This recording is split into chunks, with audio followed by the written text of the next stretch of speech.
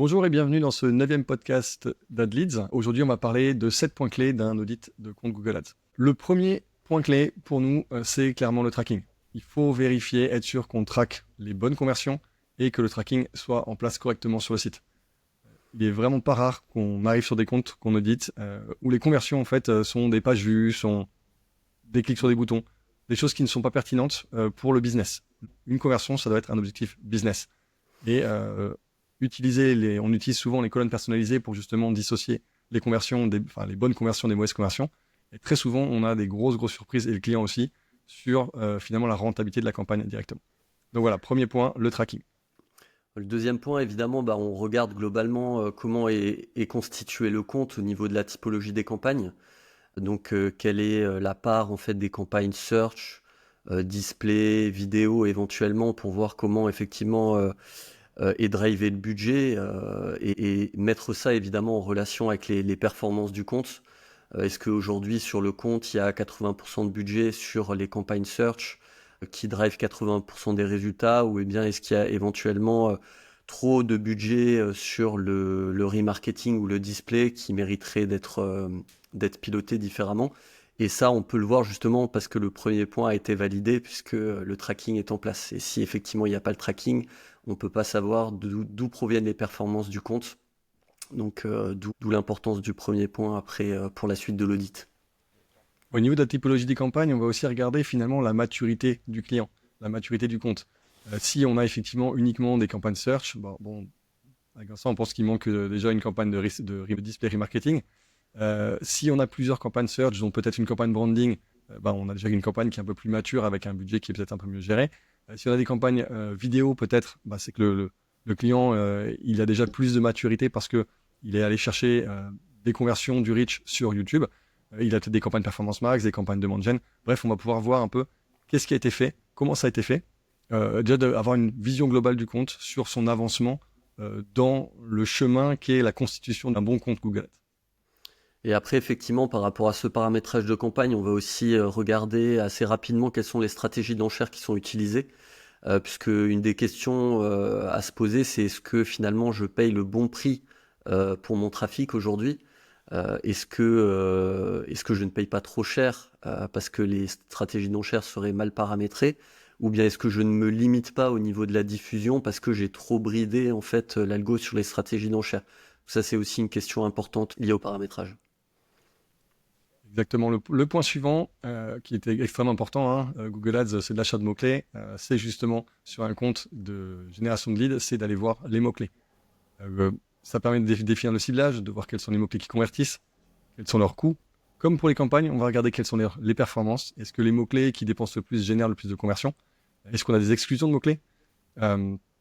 Bref, on va aller faire ce tour de mots-clés pour voir un peu aussi comment ils sont répartis. Est-ce que les groupes d'annonces paraissent cohérents? On va regarder au niveau des mots-clés, est-ce qu'il y a eu une gestion qui a été faite ou est-ce que ça a été un peu laissé à l'abandon? On espère bien entendu qu'il y a quelque chose qui a été fait, mais Et souvent, évidemment, on complète avec l'analyse des termes de recherche, puisque l'idée, c'est de vérifier qu'on n'est pas complètement à côté de la plaque au niveau de la dépense budgétaire, en tout cas en ce qui concerne le search sur les mots-clés, quoi. Et puis effectivement, après les points en bout de course, ça va être les annonces et les landing pages. Donc sur les annonces, on va vérifier la note quand même générale attribuée par Google, puisque aujourd'hui l'outil attribue une note médiocre, bonne ou excellente. Donc c'est vrai qu'on évite d'avoir des annonces qui sont quand même classées en médiocre. Après, que ça soit bonne ou excellente, c'est pas forcément grave, mais ça donne une vue. Et puis surtout, on va regarder vraiment comment est rédigée l'annonce par rapport à la concurrence. Est-ce qu'il y a vraiment des accroches qui sont différenciantes et qui sont impactantes, puisque voilà, ça fait partie vraiment d'un boulot qui permet quand même d'optimiser les résultats au niveau des annonces. Donc, on va aller vérifier ça. Et la transition avec la landing page, c'est est-ce que l'annonce qui a été rédigée, éventuellement déjà avec un peu de copywriting, est en accord avec la landing page? Est-ce qu'on retrouve plus ou moins les mêmes arguments, ou même idéalement les mêmes arguments sur la landing page? Parce que si sur notre annonce, la promesse, c'est, je sais pas, d'avoir un service qui est un devis gratuit par exemple, et qu'on retrouve pas le devis gratuit sur la landing page, déjà il y a un petit souci. Donc on va regarder cette cohérence et on va regarder finalement comment est rédigée la landing page principale. Alors on est dans une phase d'audit de compte, ça dépend à quel stade on en est. Si c'est un audit d'avant-vente, on va regarder que la landing page principale. Si c'est un audit plus approfondi, on va aller regarder l'ensemble des landing pages utilisées, mais on va regarder aussi justement le copywriting. Qu'est-ce qui est écrit sur la page? Est-ce que la page est correcte? Est-ce qu'elle reprend les bons arguments? Ou du moins, est-ce que pour nous, ça nous fait déjà du sens d'avoir ces arguments qui soient présents? Et comme on est un œil neuf sur ces projets-là, puisque nous, on démarre ces projets d'audit, on démarre ces projets alors que le client, lui, il est déjà très largement dans son compte, dans son projet, lui, il n'a plus forcément le recul nécessaire pour pouvoir avoir un œil neuf sur ces éléments-là. Donc, on a vraiment un apport sur, finalement, les grands axes pour un audit de compte. D'ailleurs, on avait réalisé un épisode de podcast dédié au LP, donc on vous invite à le consulter si vous voulez en savoir plus là-dessus. Et après, pour finir, on voulait effectivement vous donner quelques tips pour analyser aujourd'hui les performances max, puisque effectivement, dans un audit de compte, on va aussi trouver ce type de campagne qui sont pas forcément faciles à analyser, puisque Google nous cache une grosse partie des données. Des fois, on n'a pas de données pendant les premières semaines, puis tout d'un coup, ça arrive au compte-gouttes.